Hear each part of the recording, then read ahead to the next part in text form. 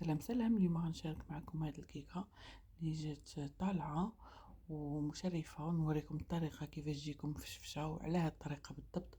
هنا عندي 12 حيلة مستحيل الكيكة تجيكم هابطة بها.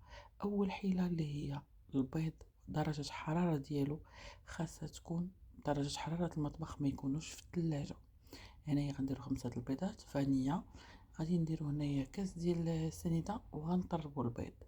الحيلة الثانية هي ان البيض ديالنا خاصو ضروري يولي في هذا اللون الابيض، يعني يولي يبدل اللون ديالو من الصفوريه الى يولي في هذا اللون الابيض. على فكره حتى هاد الدانون راه مخصوش يكون بارد بزاف، ولكن غنديرو حليب من الاحسن ندفيوه، او حتى الماء اللي كنديروه كندفيوه. الحيله الثالثه اللي هي الزيت كيدار خويط بحال كنديروا المايونيز. داكوغ، هادو من الحاجه مهمه، غادي جربوا بهذه الطريقه وغادي تشوفوا الفرق. اما على الحيله الرابعه فهو التغربيل، لا ديال الطحين ولا حتى ديال الخماره.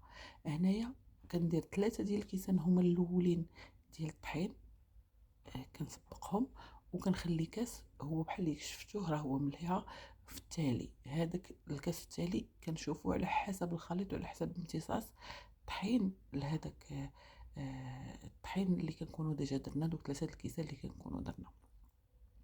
هانتوما كتشوفوا هنايا غادي ندير نص بحال اللي قلت لكم. الحيله الخامسه هو انكم تدخلوا داك الكاس بشويه بشويه، يعني على حساب الخليط ديالكم.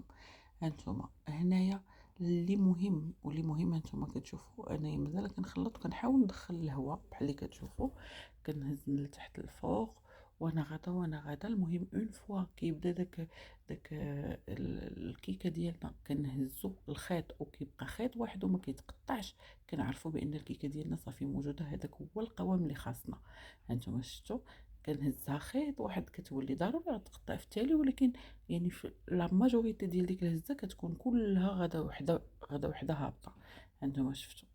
داكوغ. فوالا. الحيلة السابعة هي انكم كتدخلوا الهواء من التحت للفوق من التحت للفوق، يعني ما كتخليوهاش ديما، كتخليوها مهويه. هنا غنمروا هنايا غنكونوا دهنا هذا ديالنا. انا كندهنو غير بالزيت الزيت والطحين، ولكن نتوما عاوتاني تقدروا ديروا الزبده والطحين حتى هي مزيانه. الحيله الثامنه هي انه كنهزو يدينا فاش نبغيو نحطوا الكيك، كنهزو يدينا مزيان باش الهواء كيزيد يدخل. التاسعه هو انكم كتخبطوا الكيك ديالكم، كتخبطوا لو مول ديالكم مزيان واحد 2 خبطات او 3.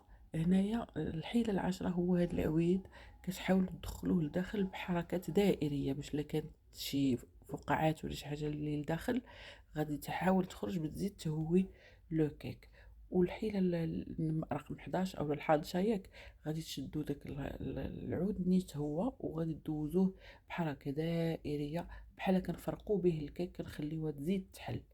الحيله رقم 12 هو لا كويسون ديال الكيك.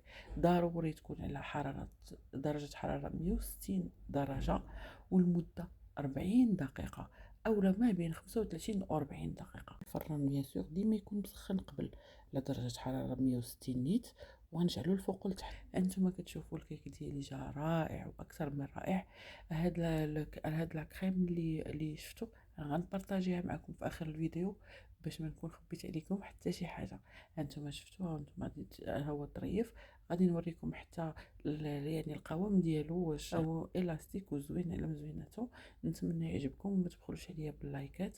خليكم معايا مازال غادي نوريكم لا كريم كيفاش خرجت ليا. وندوزو دابا الكراميل بيغ سالي.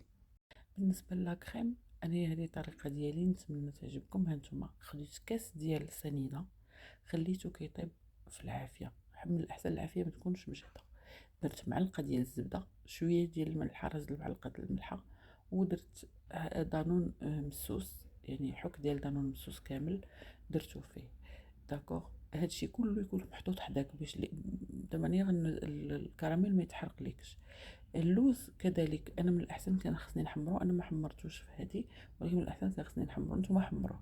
هنايا كنكون وجدت واحد المعلقه ديال مايزينا مع كاس لاروب ديال الحليب.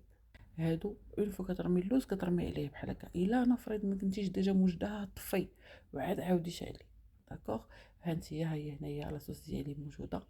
وهذه هي الاضافه اللي ضفت من الفوق، ما نكذبش عليكم عطات واحد المذاق وبيان سور جماليه للكيك ديالي. نتمنى تعجبكم، والى اللقاء في فيديو اخر. لايك وبارطاجي الا عجبتكم لا فيديو.